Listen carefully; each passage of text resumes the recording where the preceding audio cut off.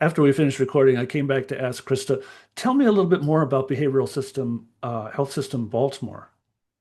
Yeah, thank you. Well, our acronym is BHSB, stands for Behavioral Health System Baltimore. We're a nonprofit organization and we oversee the public behavioral health system.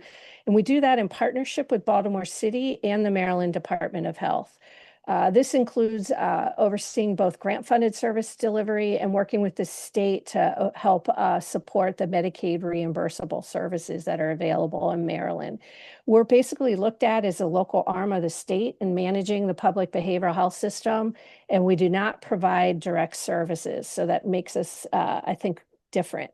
One of our roles is to be a connector and a convener, and we really work hard to bring partners together to identify gaps and work together to address the needs that we're collectively seeing in our communities. So you saw this problem as this policy making, policy defining organization. You're bringing this to the city. Yes, we are. We've been working with them for quite a while. They've been under a consent decree, and we're working Mm. with them to help build out the behavioral health system, not only so they can satisfy the requirements of the consent decree, but so that people in Baltimore have what they need. And not being a It's gone service broader. provider, you're not conflicted with having to do things. Correct.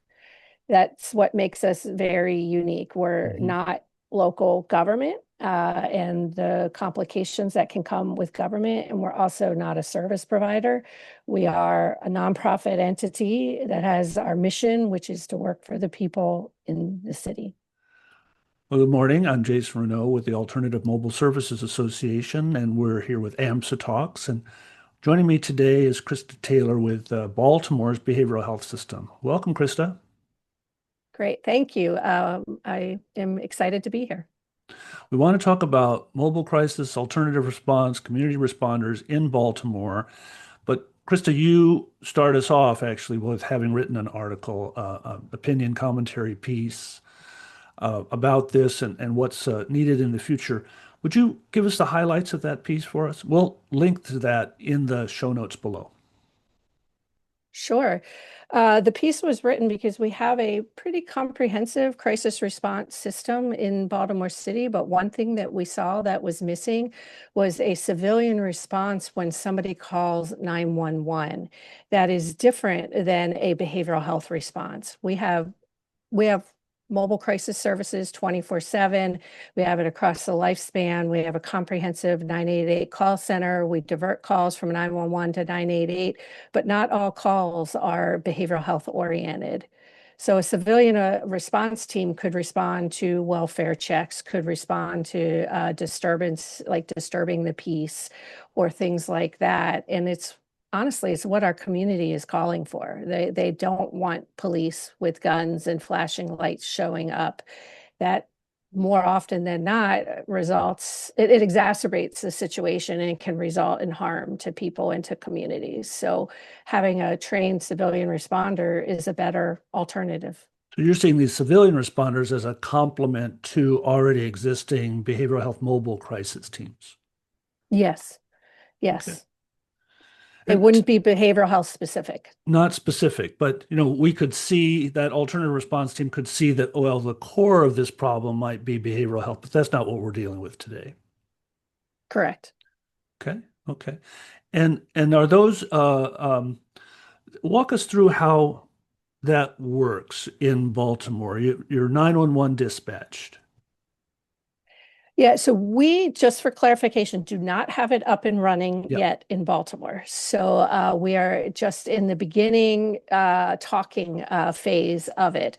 It was a question that was asked of us, what else is needed in the behavioral health crisis system? And we very much put out there that a civilian response is what's needed. And we don't oversee 911 directly, those services, and we Mhm. don't fund them.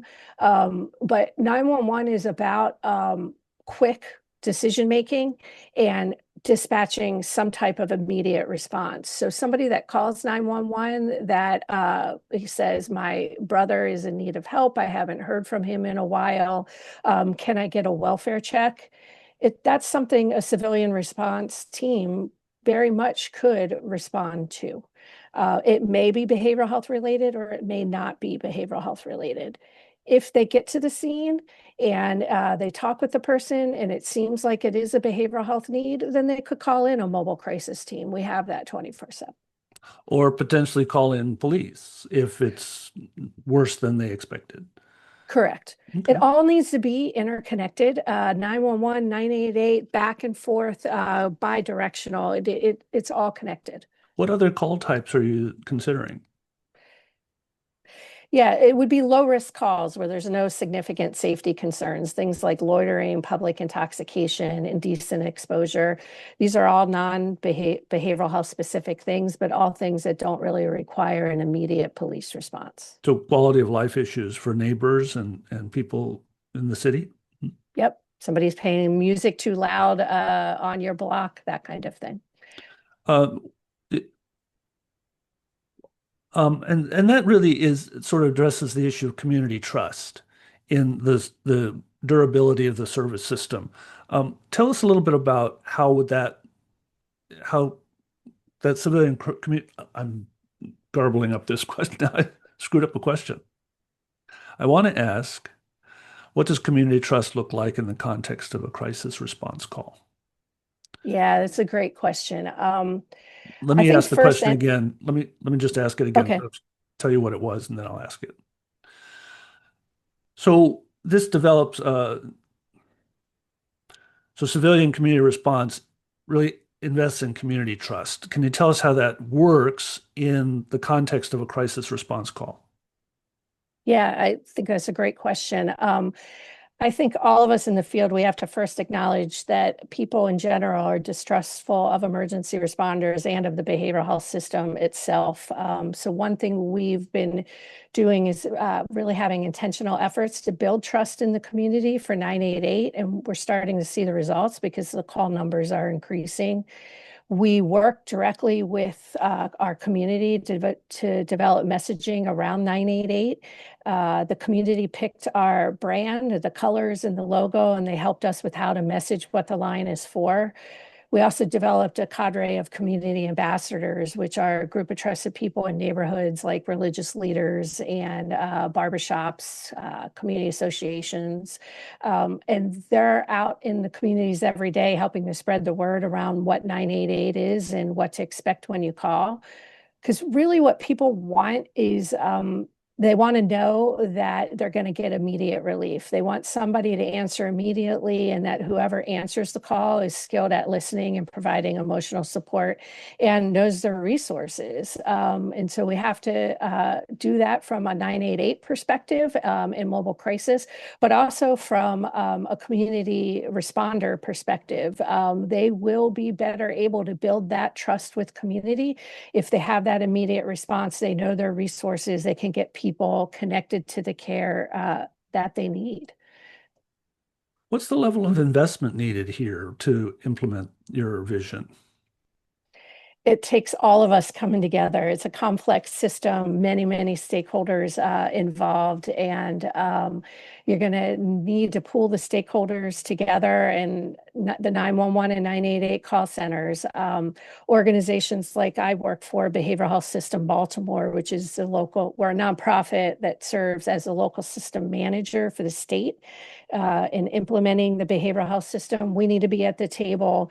You need to have providers, your crisis response providers at the table, and city leaders. And it's really going to take buy-in at all levels in order to get this done. Each of those systems has its own complicated way of communicating its own developmental timeline. How do you bring all those people together? Do you need the mayor to order people to the table, the governor? How does that work? We in Baltimore, we've been under a consent decree for a while now, so we have synergy. We have partnership. That's one of the best things that's come out of the consent decree is the ongoing collaboration and partnership that we've had now for quite a while. So we have people that are invested in it. We already have 911 diversion, meaning divert calls from 911 to 988. So that means police and fire and EMS are at the table. We have our health department at the table. The mayor is all aware of it. So we have that. It's going to take some focused effort specifically on this issue. Okay, now we're talking about civilian emergency response. What does that look like? How do we do it? How does it get funded? And there are some cities around the country that have done something like this already. The Albuquerque, Seattle, Durham. Have you had a chance to look at those cities and what can you learn? We have not looked at them directly. I know there's talk of possibly doing that, but I am a firm believer, don't recreate the wheel, learn from others that have done it before you. So I think we can always learn. In particular, I can say that I think we're going to need to pilot this. Any big complex change, in my opinion, you need to pilot. So learning from other jurisdictions as to how did they pilot, how did they ramp it up, like what were the lessons learned that they had, and how we can avoid some of those pitfalls here in Baltimore. Yeah, I would say that the leaders of all those programs would really encourage the call and encourage sharing of information. They have bled uh, a lot for those answer those questions, and they would like to hand them off to you as some increase the value of those that work. Yeah, that would be great. The more we all work together, the better. So, what's you're at vision point now? What's your timeline to implementation? Any thoughts? We're still in the political conversations locally to see how this is going to get up and running. It's a difficult time funding wise right now with changes in Medicaid and grants being reduced or possibly reduced. So that's factoring into things. So it's hard to put a timeline to it. Well, I hope we can come back at some future time and hear that implementation is underway. Thank you, Krista. Yeah, thank you.